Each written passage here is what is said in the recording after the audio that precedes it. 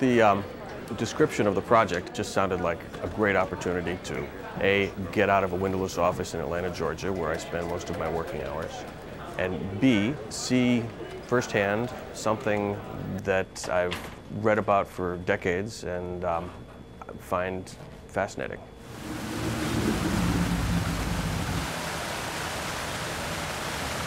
Can't wait for something else to happen in Egypt, for me to write another opinion piece or an explainer, package, based on some of my own interviews and people that I talked to and my own knowledge.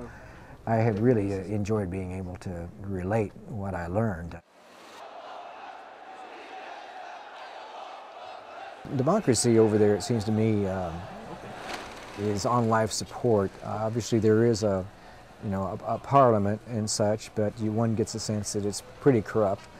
Something you typically don't see in a democracy was what occurred on the last day when several of us went to a demonstration that was being held to support some judges who were arguing that the judiciary should be independent. These demonstrations were the spear point of the pro-democracy movement right now. A group of people tried first to find a place to demonstrate, but the areas in front of the judiciary were blocked off by literally thousands of riot-clad police. I mean, you have no idea. These troop carriers were just up and down the streets. This expansion was turning violent in some places because I think, as you'll find out, Tom and them were having a tussle over a CNN camera, and I think Al Jazeera got beat up again. The police would, in a series of actions, mow them down by literally running over them. So this police group was coming down and people were running more and more away from it, and all of a sudden I feel this hand on my arm and I look up and there's this young policeman and he's grabbed me by the arm. And I got my camera and my notebook out and I'm clearly a member of the press or something. And I thought, this could get kind of tense. That's typically not something you'd see in a democracy, where one of the tenets of democracy is that people can assemble and speak freely.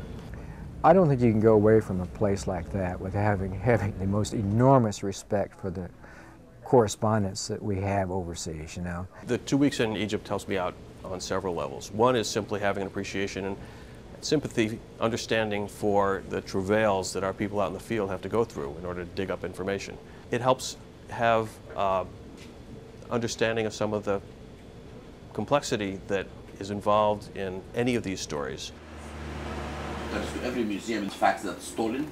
We returned many things from many museums. I did write. The typical day was not typical. Every day was very different. We were thrust from one expert on politics to somebody who knew something about religion, to somebody who knew something about books and plays. We're going south of Cairo. It's about 30 kilometers south of where we are now.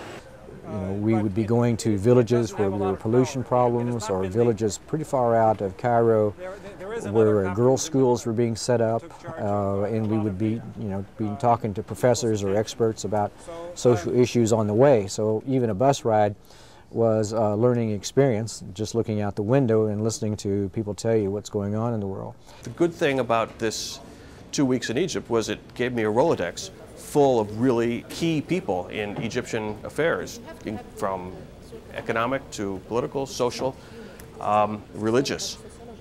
It was a whole mix of stuff. So the only unifying thing was that we listened to a lot of really smart people, and it was fun.